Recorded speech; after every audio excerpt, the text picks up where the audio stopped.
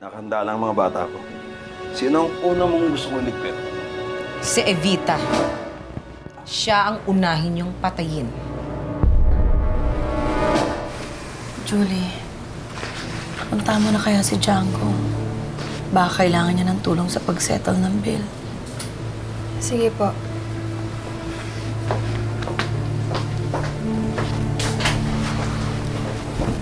Anong plano mo, anak? Di ko pa ho alam, Tay. Gulong-gulo pa po ang isip ko. Anak, bakit hindi na lang kasi sumama ka sa amin pabalik sa Cebu?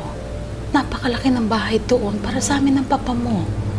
At doon mo na rin palakayin si Emma. Iwan mo na dito ang lahat na masamang nangyayari sa iyo, anak. Magsimula ka ng bagong buhay. Tahimik.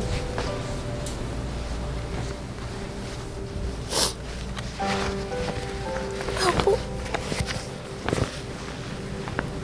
Tama po kayo. Sasama na po ako sa inyo. Salamat. Julie! Roman, bakit?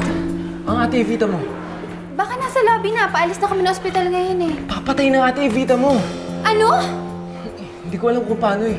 Basta ang alam ko, ngayon siya papatayin paglabas yun ng hospital. Nasaan ba si Julie? Hindi kami nakita. Ako? Eh, may mga gamit pa ako sa kanya eh. Baka naman naghahanapan pa rin kayo. Kunin ko na po kotse niyo. Hindi, akin na.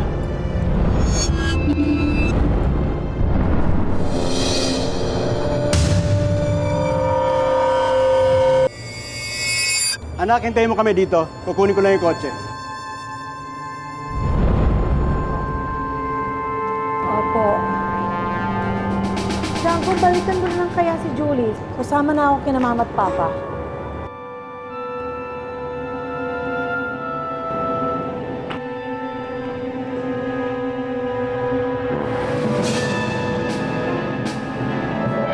Vita!